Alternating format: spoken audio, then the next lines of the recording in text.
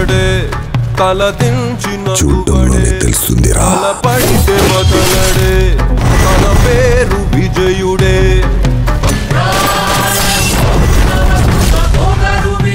వాడిని కంటిన్యూస్గా వర్క్ చేస్తూనే ఉండండి రావయ్యా రాయ్ వెళ్ళేం చెప్పా డాక్టర్ కేసు వాపస్ తీసుకున్నాడు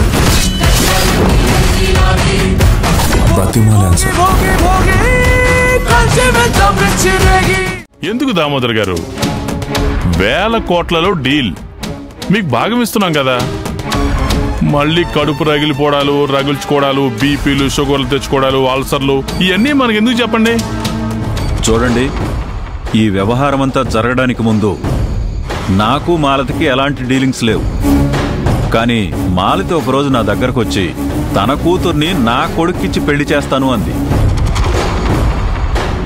అలా చేస్తే ఇద్దరి ఆస్తులు ఇద్దరి కంపెనీలు కలిసిపోతాయి కదా అని అనుకున్నాను నా కొడుకు కూడా మాలతి కూతుర్ని పెళ్లి చేసుకోవడానికి తహతహలాడుతున్నాడు అంతా బాగుందనుకునే టైంలో ఏవో ఇబ్బందులు ఎదురయ్యాయి తీరా ఇప్పుడు చూస్తే ఆ నిత్య అనా కూడా పనికిరాని ఆ బాలుగాడిని పెళ్లి చేసుకుంది ఇదంతా చూసి నా కొడుకు నన్ను ఎలా తిట్టాడో తెలుసా ఇప్పుడు నేనేం చేయాలి మా మాలతి గారు ఎక్కడ దొరుకుతారా మాలతి గారిని ఎక్కడ తొక్కేద్దామని చూస్తున్నాను మీరే నా కాళ్ళ దగ్గరకు వచ్చారు మీరేమని అనుకోండి కాళ్ళ బేరానికే కాదు ఇంకా కింద కూడా దిగొచ్చాను అనుకోండి నేల బేరానికి వచ్చాను అనుకోండి సాష్టాంగ నమస్కారాలు చేసేదాకా వెయిట్ చేయండి రానివ్వండి దామోదర్ గారు వస్తుంది ఆ పరిస్థితి కూడా వస్తుంది ఏంటయ్యా నువ్వు మాలతి తరపున మాట్లాడుతున్నావా నా తరపున మాట్లాడుతున్నావా నేను వచ్చింది మాలతి గారి తరపునే కానీ ఇప్పుడు మనిద్దరం ఒకటవ్వడానికి ఒక మంచి ఆఫర్ చెప్తాను వినండి ఏంటి మాలతి గారికి వ్యతిరేకంగా ప్లాన్ చేస్తున్నావా డబ్బు సామే డబ్బు ఏదైనా చేస్తుంది నేను చెప్పినట్టు చేస్తారనుకోండి మీకు డబ్బులు వస్తాయి అలాగే మాలతి మీద పగ తెచ్చుకునే అవకాశం వస్తుంది మీకు వింటారా నిన్ను నమ్మొచ్చా మీకు వేరే ఆప్షనే లేదు ఇప్పుడు నేను చెప్పినట్టు చేశారనుకోండి మీకు నిజంగా బంపర్ ఆఫర్ వస్తుంది మాలతి ప్లాన్ ఏంటి ట్రస్ట్ ల్యాండ్స్ ఆశ్రమాల ల్యాండ్స్ కమర్షియల్ ల్యాండ్స్ అవన్నీ మీ పేరు మీద రాస్తుంది డెవలప్మెంట్ కోసం మీకు హ్యాండ్ ఓవర్ చేస్తుంది 90% ఆస్తుల విలువ సుమారు ఇంచుమించు 10,000 కోట్లు 10,000 కోట్లు ఉంటుందని మేము అంచనాకు వచ్చాం ఆ 10,000 కోట్లలో 6,000 కోట్ల రూపాయలు మాలతి స్విస్ బ్యాంక్ అకౌంట్ కి ట్రాన్స్ఫర్ చేయమని చెప్పి మీకు చెప్పింది మిగిలిన నా అంచనా ప్రకారం 4,000 కోట్లు మిగులుతుంది అది మిమ్మల్ని ఉంచుకోమంటుంది ఇప్పటికిప్పుడు నువ్వు 6,000 కోట్లు మాలతి అకౌంట్ కి పంపిస్తే మాలతి ఎంచక్క మేఘాల్లో తేలిపోతూ మాలతి నిత్యలు విదేశాలకు వెళ్ళిపోతారు నీ పగని నువ్వు జీవితంలో తీర్చుకోలేవు అసలేంటి నీ ప్లాను కాస్త నేను చెప్పేది వినండి మాలతి అకౌంట్ కి పంపాల్సిన 6,000 కోట్లు మాలతికి ఇవ్వకండి అలాగే నీ వాటాగా మాలతి నీకిచ్చే 3,000 కోట్లు నా స్విస్ బ్యాంక్ అకౌంట్ కి ట్రాన్స్ఫర్ చేయండి మరి మాలతినిచ్చాకి 6,000 కోట్లు ఇచ్చి వాళ్ళని అత్యంత బలవంతులుగా ధనవంతులుగా చేసి వాళ్ళ మీద మీరు పగలా తీర్చుకుంటారు తప్పు కదా దామోదర్ గారు చూడండి శత్రువు చేతికి ఒక లారీ నిండా ఆయుధాలు ఇచ్చి తనతో యుద్ధం చేయాలని కోరుకోవడం తప్పు కదా భలే చెప్పావయ్యా నువ్వు నిజమే కదా కదా ఇప్పుడు ఏం చేయాలో ప్లాన్ కూడా నేనే చెప్తాను నేను చెప్పింది మాత్రం మీరు వినాలి పర్ఫెక్ట్ ప్లాన్ రెడీ చేశాను మాలతికి ₹1 కూడా నువ్వు ఇవ్వకు ఇస్తానని చెప్పు 60% నువ్వు తీసుకో 30% నా స్విస్ బ్యాంక్ అకౌంట్కి నువ్వు పంపించే మాలతిని ఏం చేయాలో నేను చెప్తాను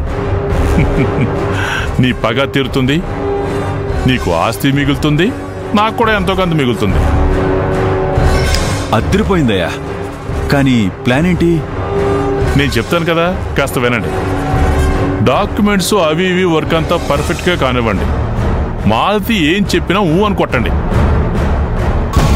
బోనాల పండక్కి అందరూ మేకల్ని బలిస్తే నేను మాలతి నిత్యల్ని బలివ్వబోతున్నాను. మనిద్దరం కలిసి అద్భుతం చెయ్యొచ్చు. చేద్దామా? Wow, super.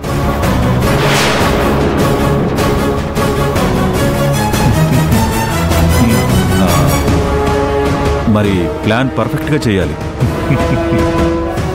అదంతా నేను చూసుకుంటాను కదండి.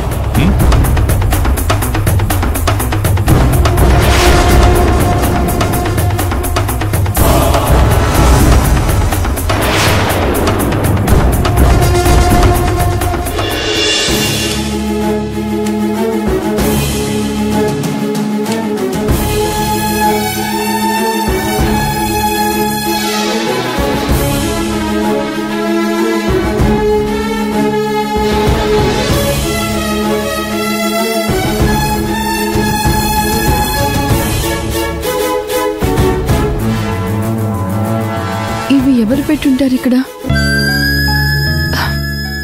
బాలుగారా? అయ్యుండదులే. ఎందుకంటే ఆయన గారు నన్ను అసలు పట్టించుకునే మూడ్లోనే లేరు కదా. నిత్యకి సపర్యలు చేసుకుంటూ ఉండుంటారు. అరే, భార్య కడుపుతో ఉంది, తనకేమైనా అవసరాలు ఉంటాయి. ఈ టైంలోనే కదా తనని కంటికి రెప్పలా చూసుకోవాలి అన్న ధ్యాస ఉంటేనే కదా.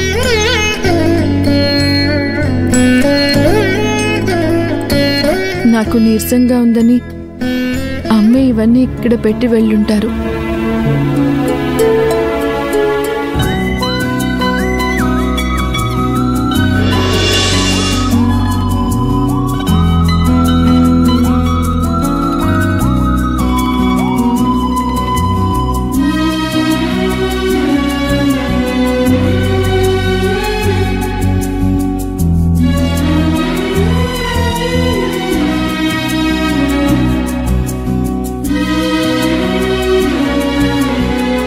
రోజా ఏమనుకుంటుందో ఏమో.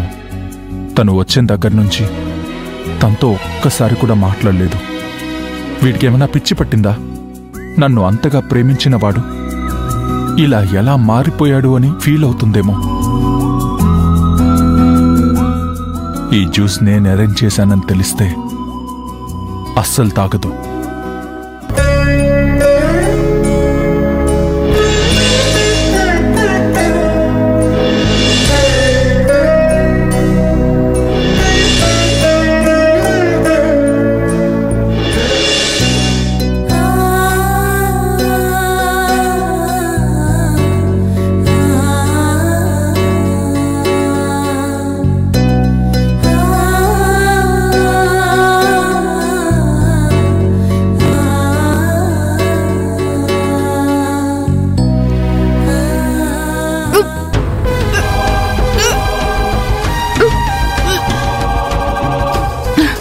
ఇదేంటి ఇంకా అలానే ఉంది? ఈ వామిటింగ్స్ ఎప్పుడు తగ్గుతాయో ఏంటో. అయ్యో, రోజాకి ఇంకా తగ్గినట్లేదు. వెళ్ళి ఈ టాబ్లెట్స్ ఇవ్వాలి.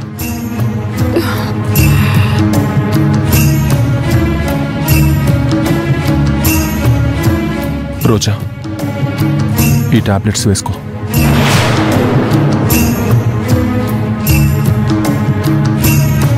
తీసుకో.